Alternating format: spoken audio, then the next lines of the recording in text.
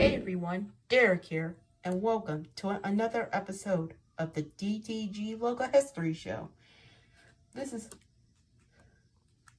a series where I review logos throughout the history.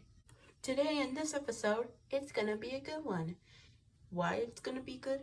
Well, you're just gonna have to find out. And sorry for the background noises. It's just my friend and Derek's brother Bluey watching some Vincent Molata Caillou shorts. So just enjoy that for a while. But without further ado, let's get into this episode of the DTG Logo History Show.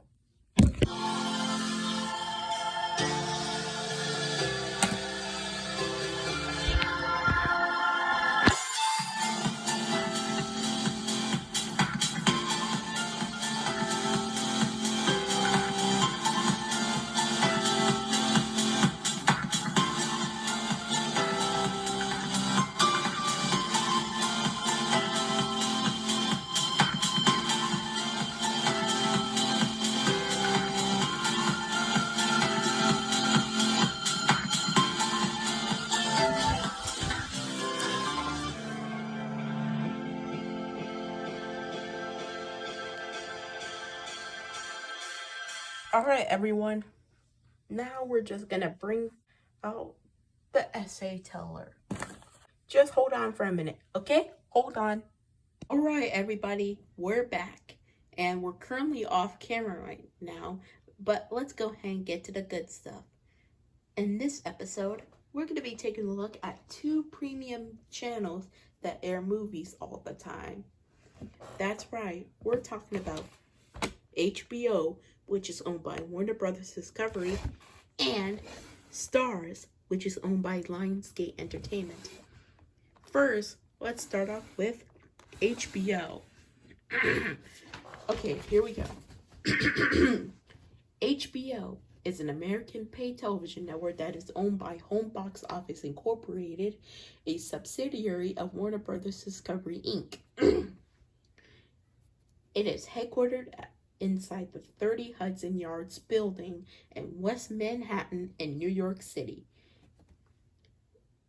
HBO airs not only movies, but original television programs, such as documentaries, occasional comedy, and more.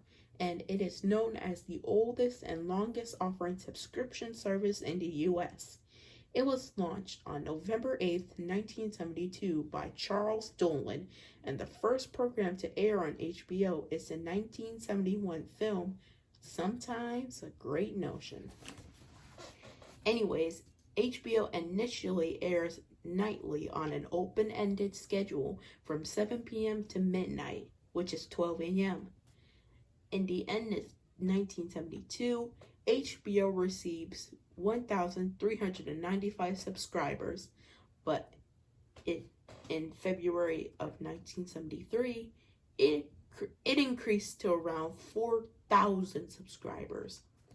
On February 28, 1973, Sterling Communications announced that it would spin out HBO into a new subsidiary, Home Box Office Incorporated. However, on July 19, 1973, White Shoe Publishing Company, Time Incorporated, has decided to reach an agreement to purchase Sterling Communications for $6.2 million. And then, guess what? The acquisition was officially completed on September 18th, 1973, selling Sterling. But then, in January of 1974, HBO expanded its programming to 8 hours a day, from 5:30 p.m. to 1:30 a.m.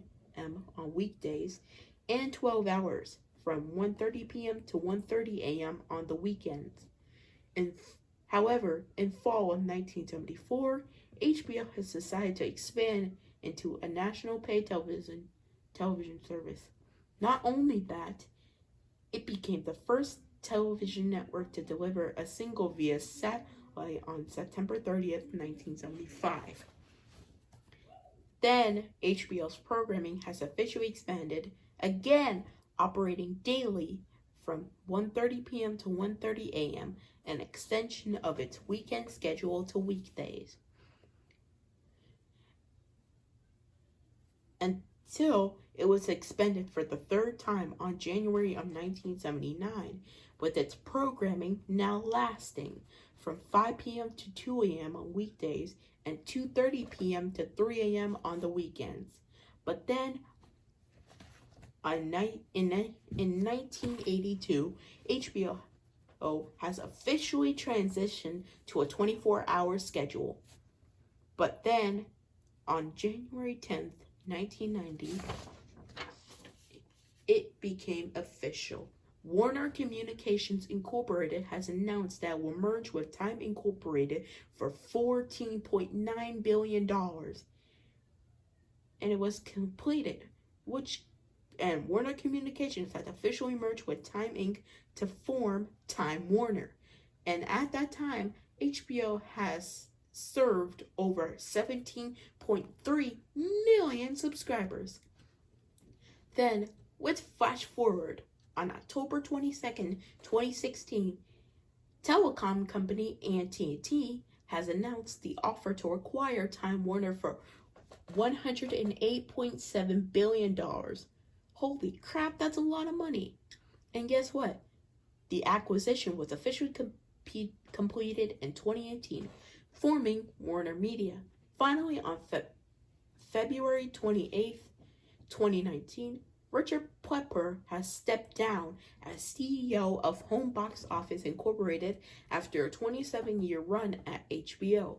And then on April 8th, 2022, Warner Media merged with Discovery Inc., forming Warner Brothers Discovery. And as of September 2018, HBO is available to approximately 35 million U.S. households.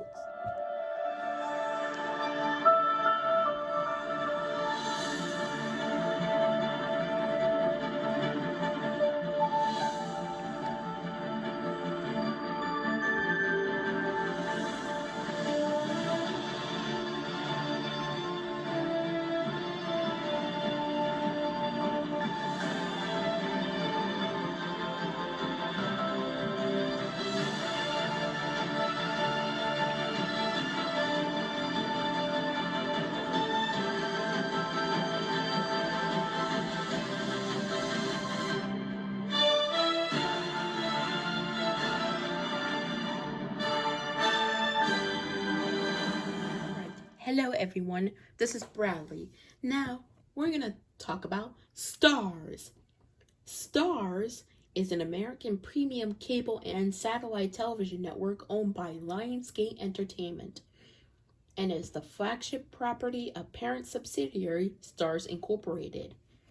And it's headquartered in Santa Monica, California. And the programming consists of theatrically released motion pictures and first-run original television series. Starz was created on February of 1994 as a multiplex service of Encore Media Group, and it operates 6 24-hour linear multiplex channels.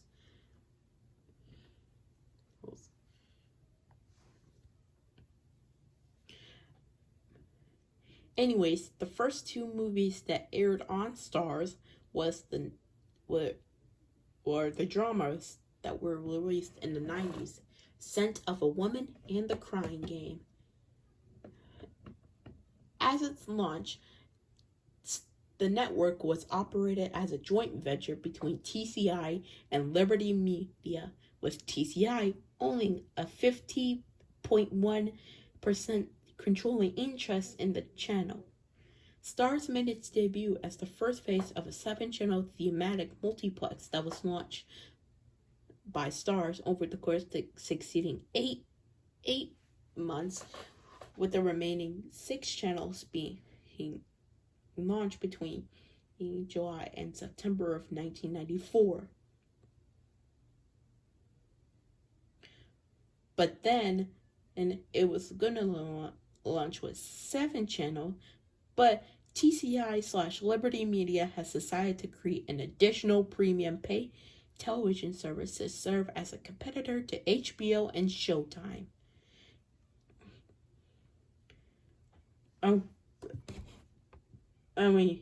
Anyways, sorry about the background music. I'll deal with that in a second. Alright, here we go.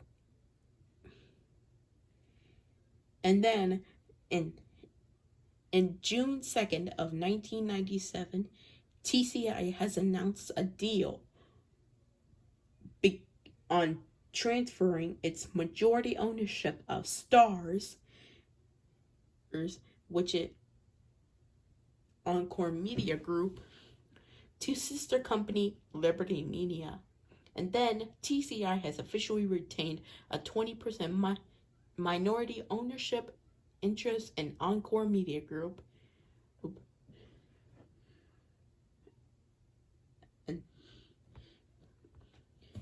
Anyways, let's fast forward into the 2000s. And then in the 2000s, Encore Media Group was renamed to Starz Encore Media Group. And then it was renamed to Starz Entertainment Group on March 25th, 2005. And then 3 days later, on March 28th, 2005, Starz has changed their logo. And then Liberty Media has spun off Starz into a separate public tracking stock called Liberty Starz on November 19th, 2009. On New Year's Day of 2010, Chris Albrecht joined Starz as its president and CEO, then overseeing all of the Starz entities, including Starz Entertainment, Overture Films, Anchor Bay Entertainment, and Film Roman. And then, while with Liberty Starz, Liberty Media announced that it would spin off Liberty Star, the subsidiary, into a separate publicly traded company, which was completed on January 11th, 2013, with Liberty Starz changing its name to Starz as a result on August 8th, 2012. On April 5th, 2016, Starz was rebranded, introducing a new logo. This time, it was spelling Starz in all uppercase letters. And then, on June 30th, 2016, Lionsgate Entertainment has agreed to acquire Starz Incorporated for $4.4 billion in cash and stock, and the acquisition was completed 5 months later on December 8th. And as of September 2018, Starz is available to approximately 28.517 million U.S. households.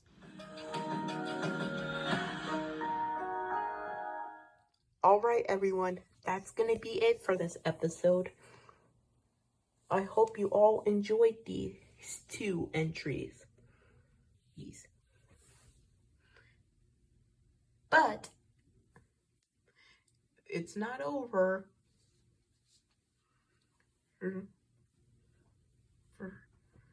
The series has just begun. So I want all of you to comment down below to tell us which logo should we do next.